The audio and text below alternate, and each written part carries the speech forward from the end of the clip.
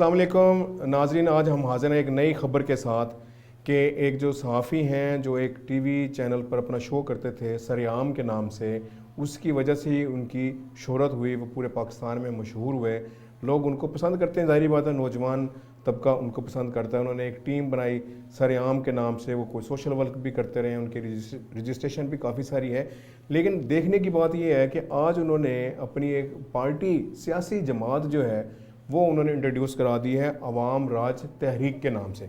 लाल रंग का झंडा उन्होंने इसमें इंट्रोड्यूस कराया, जो कि अभी इस वक्त ज़ेर बहस आ रहा है कि क्या इकरारुल हसन ने ये जो लाल झंडा है ये क्या तुर्की से जो है वो थोड़ा सा मुतासर होकर बनाया है, ये इसके पीछे जो कॉमरेड है, जो मज़दूर तहरीक है, मज़दूरों की तहरीक होती है, कि उससे मुतासर होकर ये बनाया। अभी ये बहुत सारी बातें सामने आएंगी, लेकिन मज़े की बात ये है कि क्या ये वक्त है, ये टाइमिंग है सियासी जमात की लॉन्चिंग की।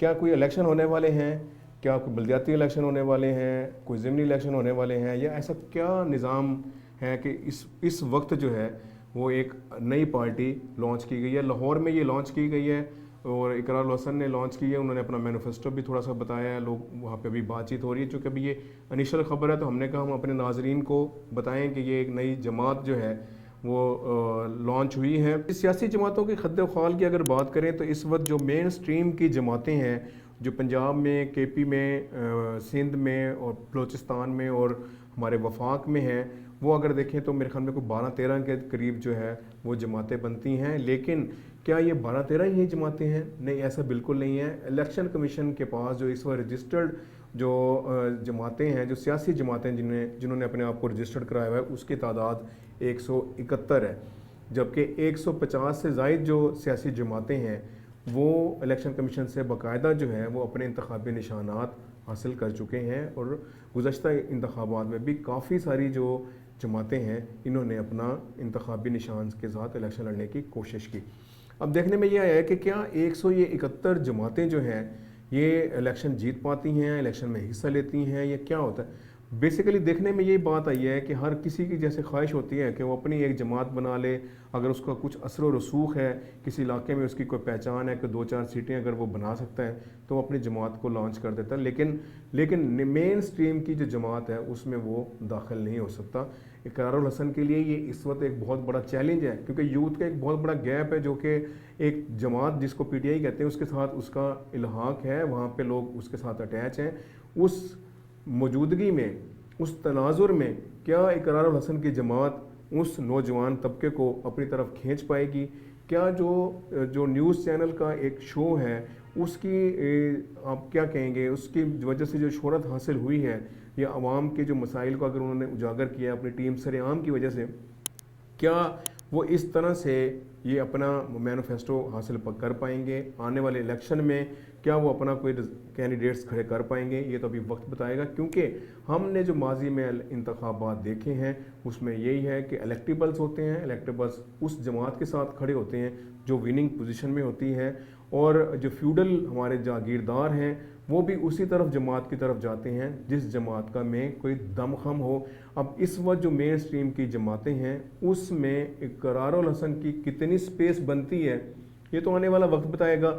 नौजवान इसको किस अंदाज में देखते हैं?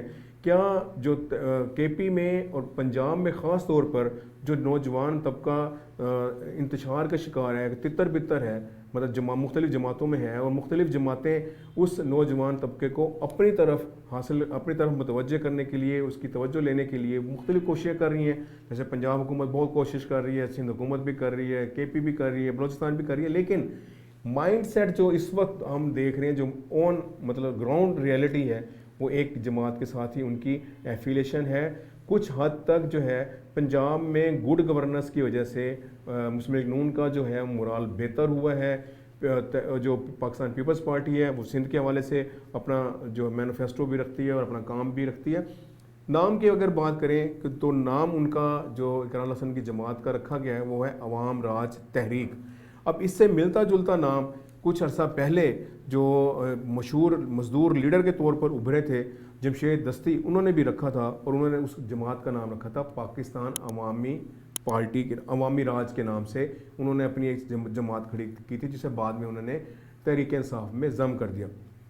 نام بہت اچھا ہے کہ عوام راج کرے گی، عوام کی حکومت ہونی چاہیے، عوام حکمرانی کریں، اور جتنی بھی جماعتیں ہوتی ہیں ان کے مینیفیسٹو میں بھی ایسے ہوتا ہے، روٹی کپڑا مکان دیکھ لیں یا جتنی سہولتیں ہیں یہ ساری ایک عام آدمی اور مزدور سے ہی ریلیٹڈ ہوتی ہیں. لیکن الیکشن جیتنے کے بعد کیا جماعتیں یہ اس مزدور کی، اس عام آدمی کی کتنی خیال رکھتی ہیں یہ تو ہم سب جانتے ہیں. اور اقرار الحسن کے لیے ہم نیک تمنائیں رکھتے ہیں کہ وہ اپنے مشن میں کامیاب ہوں اور نوجوانوں کا جو ہے وہ ایک نیا دستہ جو ہے وہ کھڑا کرنے میں کامیاب ہو سکیں. لیکن جو اصل پوائنٹ یہ ہے کہ اس وقت کیا یہ مناسب وقت تھا جس میں پارٹی لانچ کی گئی ہے؟ یہ ایک بہت بڑا سوالیہ نشان ہے اقرار الحسن کے لیے. اور اقرار الحسن کو آخر کیا ضرورت پیش آئی تھی کہ انہوں نے ایک سیاسی جماعت ہی لانچ کرنی تھی؟ وہ اگر ایک ویلفیئر کا کام کر رہے تھے تو وہ کرتے رہتے، مختلف پاکستان میں جماعتیں جو ہیں وہ ویلفیئر کا کام کرتی ہیں، کر رہی ہیں، لیکن انہوں نے سیاسی جماعت نہیں بنائی. یہ جو فیم ہے، جو شہرت ہے، یہ بھی جو ہے کبھی انسان کو بلندیوں پر لے جاتی ہے اور کبھی بہت نیچے لے جاتی ہے. بہرحال آنے والا وقت ہی بتائے گا کہ عوام راج تحریک کا یہ کشتی ہے وہ کس طرح بیٹھتی ہے. اپنا اور اپنے پیاروں کا خیال رکھیے گا. اللہ حافظ.